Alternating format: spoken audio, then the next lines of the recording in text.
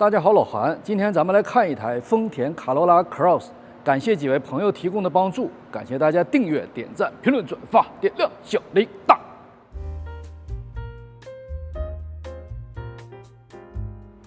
那卡罗拉 Cross 是丰田于2022款上推出的一款尺寸介于 CHR 和 RAV4 之间的城市跨界 SUV 车型，源自于 TNGA 的 C 平台。跟卡罗拉呀、CHR 啊、普锐斯 UX， 他们都是同胞兄弟哈。那在外形尺寸上呢，卡罗拉 Cross 和 CHR 的轴距，它俩是完全一致的，总长上比 CHR 长了3寸，不含镜的宽度比 CHR 呢宽1.2寸，高度上比 CHR 高了3.2寸。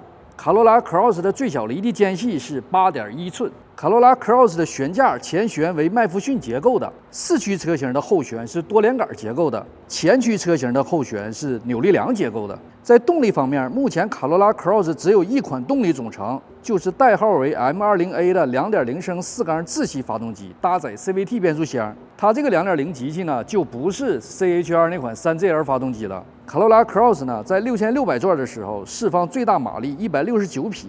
最大扭矩150磅费，那发动机在账面的数字上比 CHR 呢要漂亮一些啊。2022款的卡罗拉 Cross 现在有 L、LE 和 XLE 3款基础配置，各有前驱和4驱车型。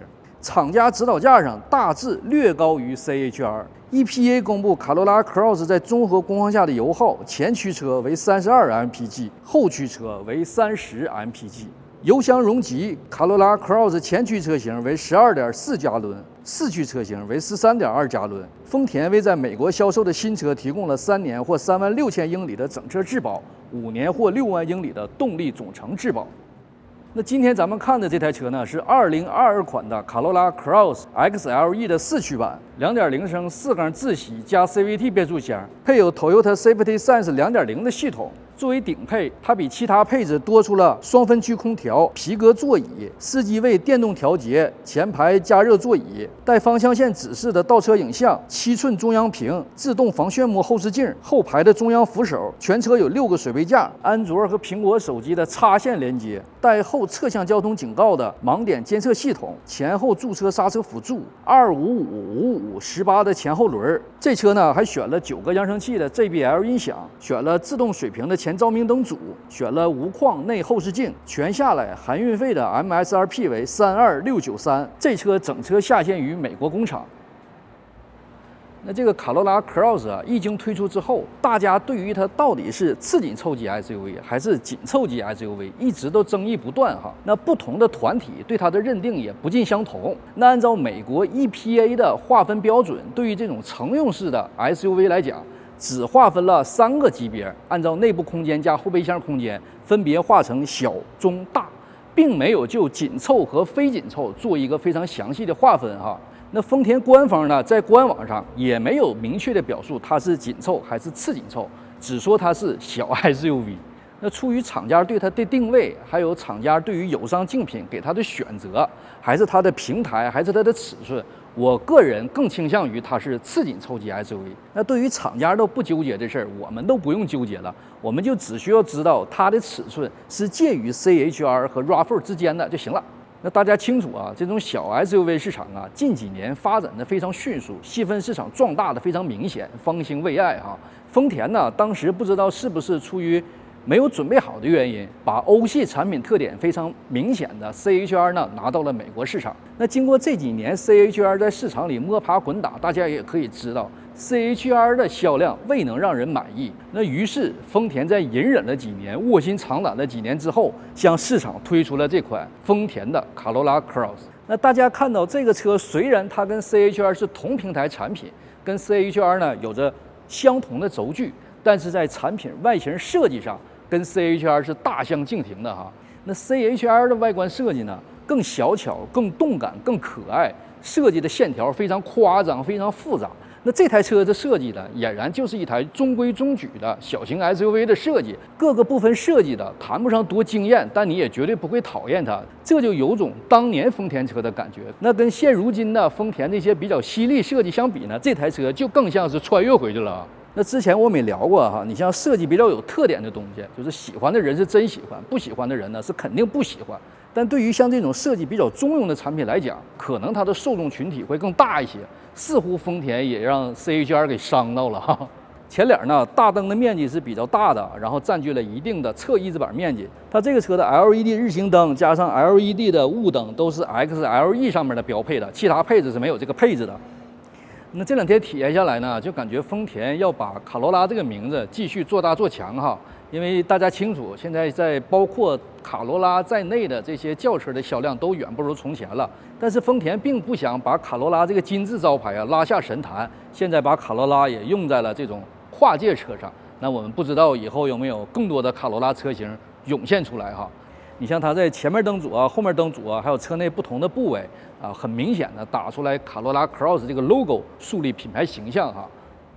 那这车侧面造型的设计呢，更适合中规中矩这个词啊，线条也不复杂，也没有大溜背式的造型哈，这样呢，极大程度的保证了内部空间的使用，这也是在 CHR 上吸取的一个教训，估计哈。那为了调剂这种中庸的无聊呢，它在前翼子板和后翼子板上都设计了一些线条，然后在整个车的侧裙子，包括前后一圈，都用这种黑色塑料给包上了哈，在这种比较无聊造型的基础上，增加了一丝动感。那这个车呢，车门子的下沿也把车体的下沿包上了哈。这个车的后视镜面积非常大哈，这个我非常喜欢。像车窗上沿这条电镀亮条啊，包括上面有卡罗拉 Cross 的一个 logo， 这条呢也是 XLE 的专享配置啊，其他配置上是没有的。后尾巴呢，其实也可以用中规中矩来形容它，它没有太复杂的线条，也没有太犀利的造型，整个设计的感觉就是冲着两个字去稳妥。这么设计肯定不会错哈。同样跟前方呼应的是，后面的灯组呢也是比较大的，面积比较大的，也占用了一定的侧翼子板的面积，而且这块呢也有一个卡罗拉 Cross 的 logo 哈。保险杠稍微有一个凸出来的造型哈，下面整个全是用的大黑色塑料了哈。排气管子也没有做出来一个跟车身一体的造型哈，是另外支出来个排气管子，并不太张扬。这是这车的钥匙哈，形状呢也是家族统一的形状，但这后面呢没有车的名字哈。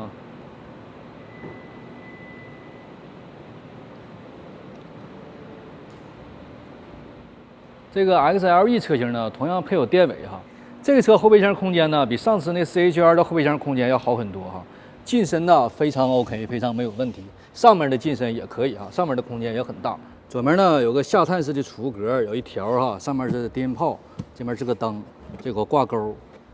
右面就这个轮毂造型下面也做了一个下探式的储物格哈。盖板掀开之后呢，下面是备胎，简单的随车工具。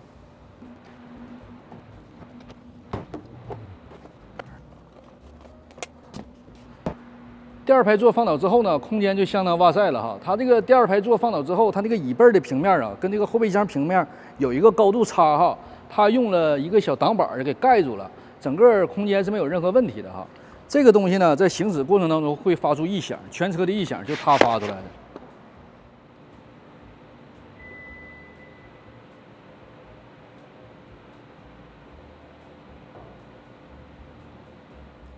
那这个车不论中控台的轮廓还是里面的部件，都是丰田小车一脉相承的设计哈。中控台呢也非常突兀的凸起来一块立屏。然后从最左面开始呢，左面是仪表盘的亮度，自动远光灯，下面呢是后备箱开关。这个车的仪表盘呢，我们在丰田的小车里也经常能够看到。中间呢是一块面积比较大的长方形的液晶屏，两边呢是两个半圈的实体表。最左面的半圈呢是转速表，最右面的半圈呢上面是油量，下面是水温。中间这块液晶屏呢显示比较清晰，调节呢用方向盘左面上下左右方向键加中间的 OK 键加这个返回键来控制。这台车的显示信息可交互的信息并不算太多哈，那即便在不太多的交互项目里面，还有一个4个轮动力分配的示意图哈，这个是挺出乎我意料的哈。在行驶的过程当中，可以看到每个轮的动力分配情况。整个液晶屏呢是以黑色为背景色，蓝色进行调剂，字体呢是白色的，然后里面不时还穿插着绿色哈。方向盘呢也是家族的方向盘了，一个3辐式的造型。方向盘呢手感还是不错的，3.9点呢做出来个造型。方向盘的皮子呢非常舒服，当然这都是家族通用件了哈。小缝线呢处理的也比较精细。方向盘按键的布局样式都是目前丰田雷克萨斯家族的统一样式哈。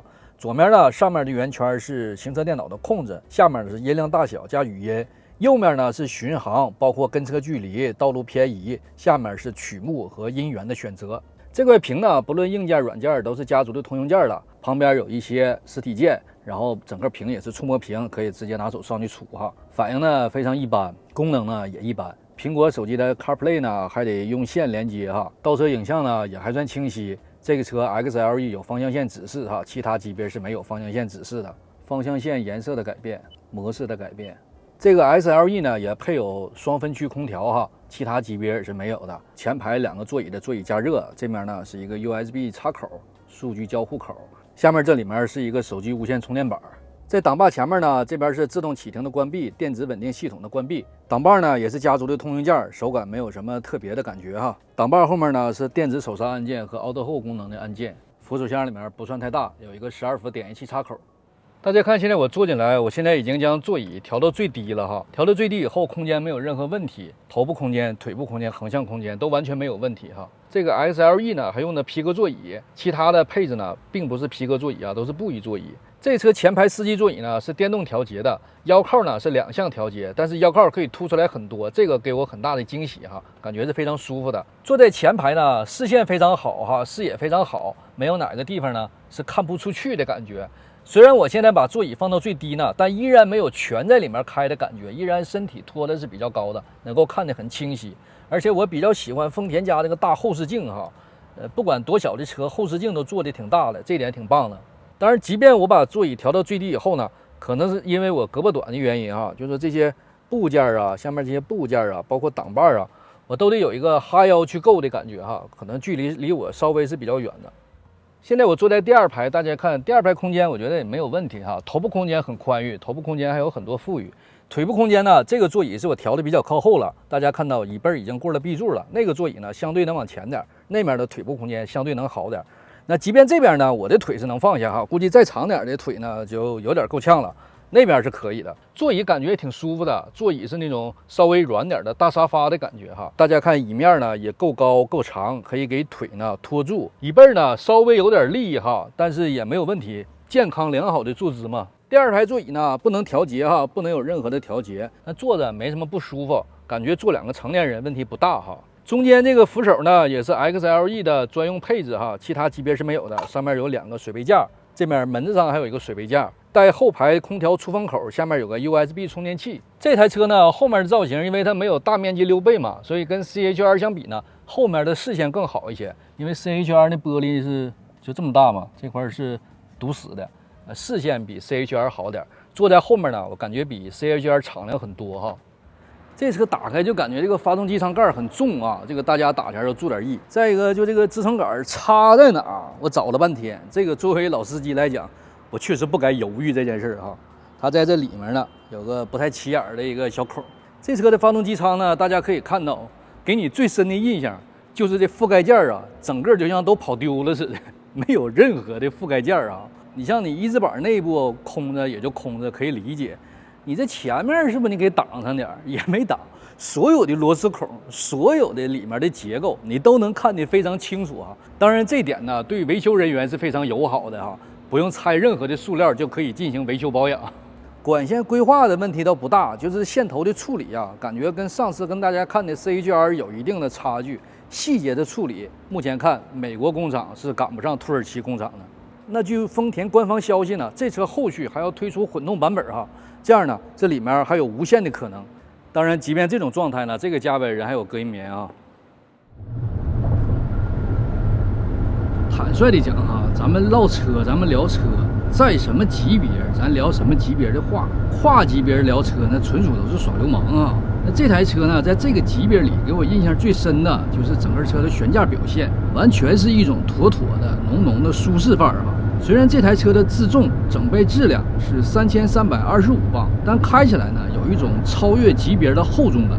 悬架调教呢，也是浓郁的舒适范儿哈。过个起伏的路面，车身呢也会有一定的上下起伏空间，感觉还是挺舒服的。悬架对路面细小路况的过滤，在这个级别里横平的话，也是比较出色的，不会将颠簸非常直接的传递给驾驶者。对颠簸处理的也比较有韧性哈，比较有质感，也是这台车给我最大的惊喜哈，在心中无疑是一个加分项。在动力上呢，这车2.0升4缸自吸加 CVT， 就光听这个技术路线，大家就应该能清楚，它就算再猛，它也猛不到哪儿去。但如果呀，跟上次给大家试那个 CHR 相比的话，那还是要比 CHR 的动力好不少。当你需要迅速加速汇入车流或者辅路进主路的时候，加个空的时候，踩到4000转，车身呢也会有相对于这个级别良好的加速性。那踩到5000转呢，就会有些许的推背感了。那 CHR 呢，当你踩到4、5000转的时候，车身依旧很冷静，依旧很平静。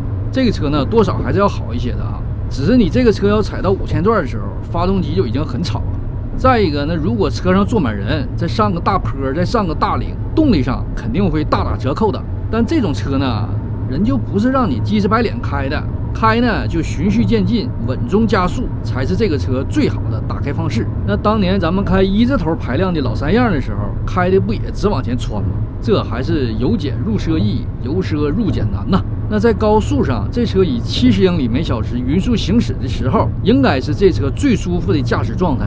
发动机转速大概在2000转左右，发动机的声音呢，这个时候基本就可以忽略不计了。传入耳中的也只有风噪声啊。诚实的讲，风噪声还是比较大的。那在高速上匀速行驶的时候，这个18寸的轮胎的胎噪声基本也是很难听到哈，不知道是声音确实小，还是被风噪声给盖住了。那在高速上，当你2次加速的时候，同样也要踩到4000转以上，才能有一个良好的动力反馈。这个车的主动巡航呢，也不是丰田家最新的版本了，跟车速度调节呢也比较突兀，道路保持呢也要生硬的把车卡在路2条线中线的位置啊。这车的方向盘转向力度在低速的时候，比之前传统丰田家小车的转向力度要重一些。但即便是这样哈，女士开绝对也不会有压力的。那丰田老年的产品呢，转向力度确实是太轻了。这车在高速上方向盘是挺稳的哈，貌似丰田家的产品只要进入到 TNGA 的转向质感都比老款的有很大提升哈。再一个感觉呢，这车方向盘相对于这车尺寸来讲，多少有点显小，抓着这个方向盘总觉得这个方向盘和这车不配套啊。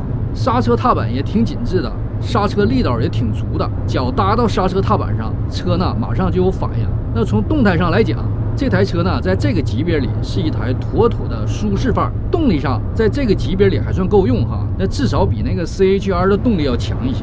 据说这之后还有混动动力总成，我们呢就共同期待吧。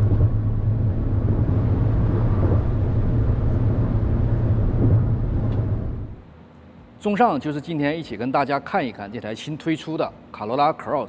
那从我这几天的体验上来讲呢，我觉得这台卡罗拉 Cross 更具有在这个细分市场里走量的潜质。那如果拿这台车跟 CHR 相比呢 ，CHR 的造型、内饰啊设计的更加漂亮一些啊，包括中控台设计也挺好看的，气质呢比较符合小姐姐的气质、小妹妹的气质哈，可能更协调一些。那这台车跟 CHR 相比，它的优势呢就是空间更大一些。那毕竟它的外形尺寸更大嘛，动力比 CHR 要好很多哈。那 CHR 跟它相比呢 ，CHR 就好像是外面飘香的野花，这台车呢就像是家花。野花呢花枝招展，但是呢干活不太行。这台车呢其貌不扬，外形也比较中庸的，但是干活是一把好手哈，家里家外干活是一把好手。所以说，我觉得这台车如果放在美国市场，放在美国这个次紧凑级细分市场的话，它的走量潜力要比 CHR 强。那目前随着次紧凑级 SUV 细分市场的蓬勃发展，这个细分市场里面的有潜力的、有实力的竞争对手呢，也是越来越多。包括今年呢，就会有一些产品在陆续进场。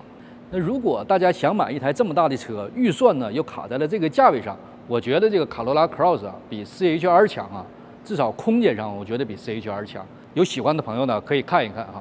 以上视频谢谢大家。